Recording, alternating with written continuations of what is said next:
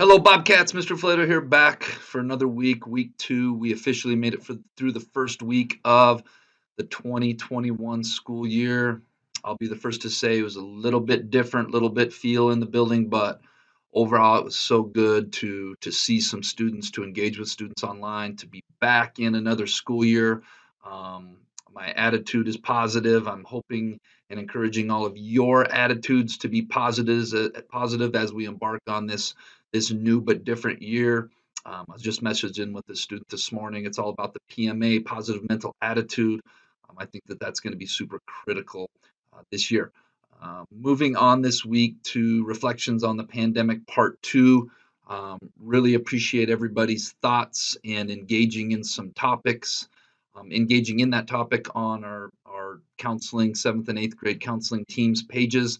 I think it's good to be able to voice your opinion and kind of hear other people's opinions. And matter of fact, I think keep an eye out on those pages. I think we might have some discussion groups on this topic happening next week. I believe we'll probably try for the first one on Wednesdays. So be checking out the counseling team pages for that. So let's get rocking and rolling on this. My next five reflections on from the pandemic, and I look forward to more of your comments as well, and kind of sharing some of our thoughts. Let's make it a great week, Bobcats. All right, Bobcats, we're off and running on the second official Bob lesson of this school year, 2020 pandemic reflections part two. But first, let's be our best this week at HMS. Let's be Bob, whether we are in school or out of school. Be safe, be responsible, be respectful, and be a learner. All right, before we go, going to share another quote. This one's a little different, but I really think that perseverance, grittiness, persistence is really going to be the key to this school year. So, a river cuts through rock, not because of its power, but because of its persistence. I think there's so many things we can learn from nature if we take a step back and just kind of observe and reflect. All right, picking up where I left off last week, reflection number 6, the all too important lesson of control what you can control. So many conversations I've had with students going on year 10 now already. Holy cow, I'm old.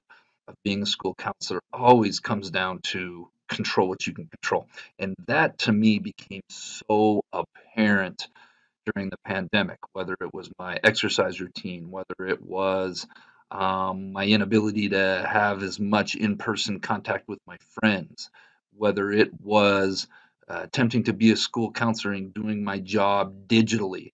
It's like sometimes we just have to sit back and accept that, yes, this is less than ideal. Yes, this isn't very ideal at all, but we've got to control what you can control. And so, whenever I get frustrated about the pandemic, whenever I get frustrated that things are different, whenever I get frustrated with a lot of things in life, I always try to come back and center myself and say, okay, what is it that I can control? And that's where I'm going to place my focus on, because putting your focus on things you can't control is like treading water. Yeah, you're keeping your head above water, but you're not really getting anywhere. Reflection number 7. And for many of you, this is an early lesson in life that adversity will always happen. I don't care who you are, adversity is always going to happen in life. And so much of life and making your goals and being accomplished and getting where you want to be in life is when adversity happens, how do you respond to it? Some of us responded very well. I saw a lot of kids that really did very well with their online stuff last spring. They flourished, they buckled down, they practiced some grit and some perseverance. And then there was a lot of us that didn't do so well. So a lot of us got an early lesson on this. You know, adversity is always going to happen in life. Some of us have more adversity than others, but so much of it is how do you respond, and a lot of that goes back to reflection number 6, which is controlling what you can control.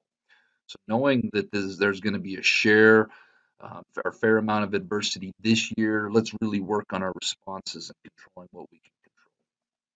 Reflection number 8, there are always silver linings if you look hard enough. I've become a firm believer that when adversity happens, let's deal with it, let's control what we can control, let's have a good attitude, let's get through it, but also every problem presents silver linings. I know for me, I got to spend way more time with my dog last spring and during this pandemic. I kind of rediscovered and I looked forward to cooking good food every night instead of going out. I have a tendency to eat out a little bit. When that wasn't safe, I was really working on coming up with new recipes, doing new cooking. I rediscovered music and had more time for music. I had more time for mountain biking. Um, Also, like life just kind of slowed down. And this will be a good discussion topic here when we're done. What were some silver linings you found during the pandemic? And how much of our mental and emotional energy should be spent on enjoying those silver linings versus having a negative, complaining attitude about the things that aren't going so well. Reflection number 9 was the importance of uniting and coming together as human beings. Um, some of you are old enough to recognize the ugly politics that are in our world, different parts of the world fighting with one another, different groups of people fighting with one another. There is not a shortage of issues going on in our world right now. The one thing that I saw a lot of people coming together. One of the coolest things I saw this spring was Cosmic Gate, one of my favorite DJ duo. They put on this show for these people in Miami. The high rise, you could go YouTube it, Cosmic Gate Miami pandemic concert. I don't know, you could probably Google it and find it, but there were so many different things about human beings coming together.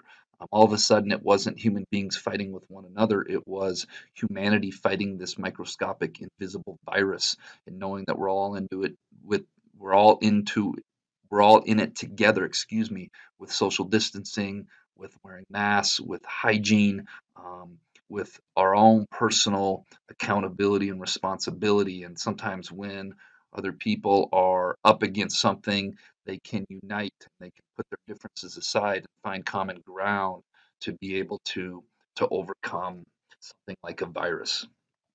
Last but not least, reflection number 10.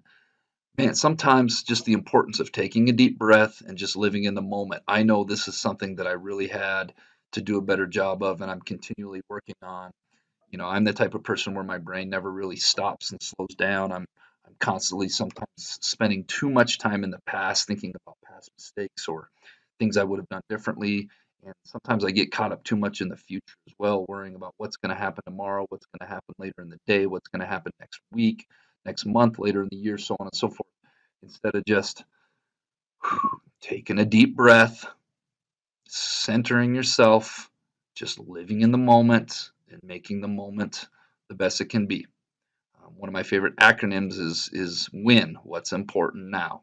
What is important right now in this moment? Right now for me, it's finish and reflection 10 strong with this Bob lesson before I move on to the next thing or start worrying about, who's messaging me on Teams, what emails I got to respond to, or what I got going later in the day.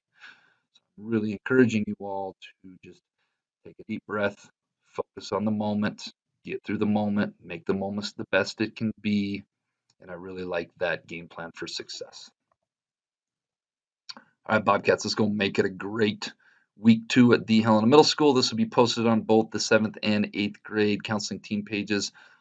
And I look forward to your responses below and be on the lookout for maybe next Wednesday having a discussion group on pandemic reflections. There'll be more details to come on how to